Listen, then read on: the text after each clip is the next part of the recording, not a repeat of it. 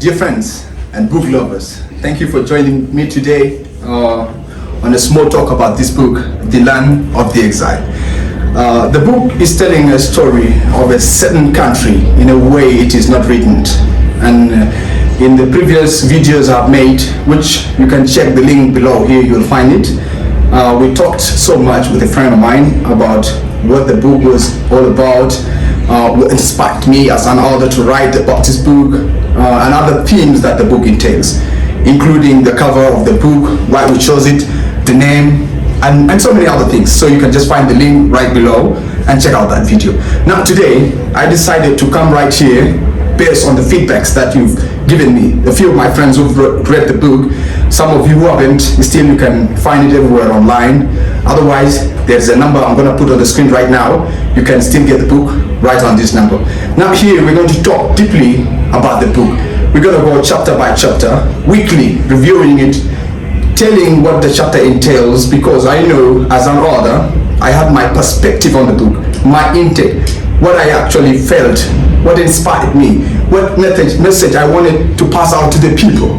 And so as you get the book and you read, you may not very well get exactly what I wanted you to get. And that's the reason why I'm here right now talking to you about the book. And I'm going to go slowly, I'm not going to finish the book today. I'm going to go slowly, reading a chapter by chapter, telling you from my perspective and the way it is written, and so much more. So, The Land of the Exile is a South Sudanese book written by myself, the author, Victor Bokon.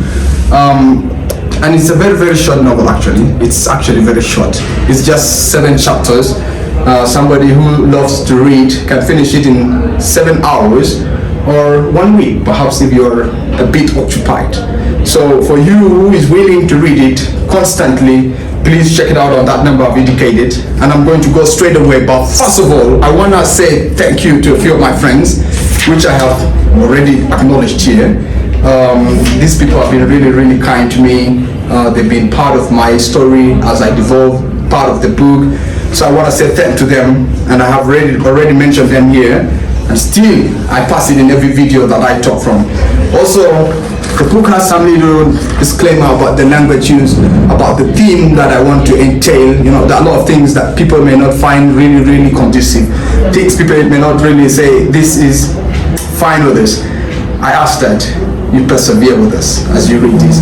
And I appreciate you all together, my friends who have given me the feedbacks, friends who have helped me in correcting certain things that you find they have not been really entailed on the book. I appreciate you so much. For few of you who still will get the book, who will read the book, and who will get back to me, I still look forward to receiving all your messages, your recommendations, and I thank you in advance. So, going straight to the chapter. Today I'm not going to talk too much about the chapter 1. I am going to bring you the preamble. The beginning is like a solid look. I'm going to talk the segment. The village, which is here very well seen. It's a tiny town in South Sudan. It is called Tiet. The name is historical and the name still exists today. Tiet is a minor town actually. It's not too large, it's not too tiny. It has a very less population, not too many people, not few at the same time, inspiring, capable people, and they have a life. And this is the life I try to talk about. And this is the life you're going to read about. And this is the life I'm going to detail right now. So, as the novel begins, it is another town. So here, I want to read this one word before I go ahead to anything. A few of my friends were like, why would you begin it like that? Why would you begin it is another town? Well, the book is one today, right now as I speak with you. But I'm still working on numerous of them. I want to publish more 2 of the same copies.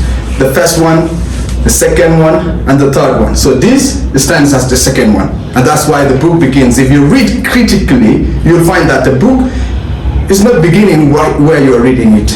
It's telling a story as if it is a continuation, as if it has started somewhere earlier. And exactly that's why I said the book is going to be in 3 forms. The first one, this is the second one, and I'm writing the third one. So it is another dawn on a Saturday, 1972. That first sentence is very important. It entails the dates, the timing, because it is a book written based on a history of a certain country.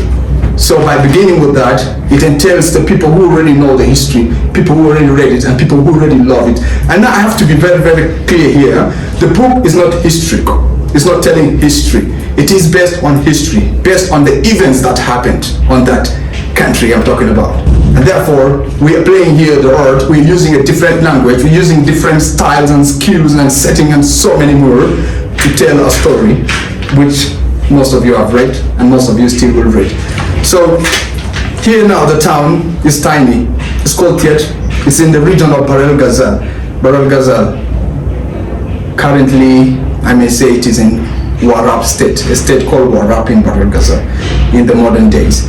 So this town has people, beautiful people. These people have a humble living. They are so dedicated. They are working, some are farming. And therefore, as the story develops, you're kind of learning the background of these people. What do they look like? What do they live? What is their daily life? What is their standard of living? So you begin to learn about the people and their daily activities. But as the story continues, and it's actually very brief, it is too brief on that part. But as you read and read, the story becomes difficult. There's some kind of a catastrophe that is developing from a scratch. Let me not make a spoiler on that. You read it and you tell me. So I would like to also read on this part.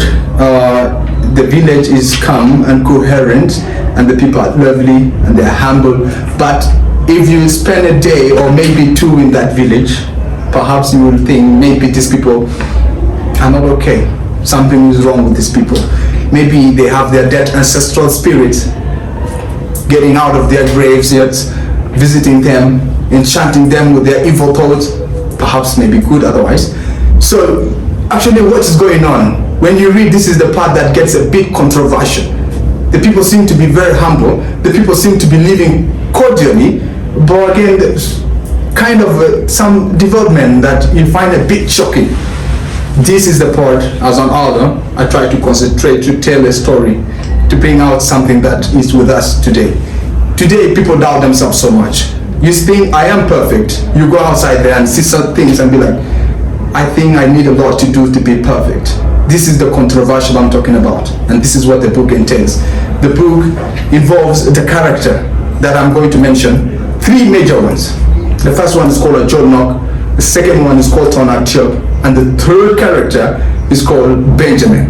These are three main characters that you are going to keep in mind as the reader, because they act as the protagonist as far as literature is concerned. Besides these three, there's one person that is also very important you can add. He's called Abdul Bilal Sud. You master these four people, you know how the development of the story is going to go simply. Now here is the theme. It involves family, it involves love, misdemeanors, and life generally. The book entails all such. And it is a book that is telling a story of a certain country in a way it is not written today. So, back to the character. The first character is called Ajolnok. He's a diplomat. He's a person of a remarkable character, high profile, a patriotic profile I may add. He is the person that is going to tell you deeply from his personal account with his wife, with his family, how they lived during the years of the history of the development of that country. Next to him is Tonak Chop. Perhaps I very much believe this is the person you're going to fall in love with, because he entails a kind of humor. It's just harsh to the society. And the third person is Benjamin. Through him we bring out life of familyhood, challenges that face people. They can be learned, brotherhood, sisterhood, marriage. You will learn through that character. And the last person is a head teacher. Perhaps in the book it's called Mudir. It's called Abdul Al-Baki Bilal Sud. Now these are the three people. And what is going on? These three teachers, all of them are teachers, the three teachers want to get rid of the head teacher, Mudir, whom I've just mentioned right now, in a certain small school in that village. So as the development goes on, they are trying to plot how they can get rid of him from the school. You understand that something else is developing. It's not a matter of a school or leaving the position of being a headmaster or No. Actually, the story moves from a school to a society. A certain development happens from there, which I'm going to address right now. These developments included the development of the story from the school administration to the society. These involve vigorous institutions. As the story develops, it happens that the point or the theme or the subject matter is not the administration of the school. Otherwise, it is that the head teacher has a connection with the vigorous institutions. And these teachers do not only want to get rid of him from the administration, but as well from their loan, which brings us now to the title, The Loan of the Exile. I thank you so much for listening to the end. I would also wish you to keep on with the next chapter, which I'm beginning to bring by next week, which is the first chapter. I'm going to talk about the first Roman one. Going to learn about the book there. I'm going to talk in detail about this development I'm just mentioning right now. And I'm going to bring a lot more. So I happen to ask you, thank you, get the copy if you haven't. Give me a feedback if you have. Subscribe, get me a feedback on the number. Thank you so much.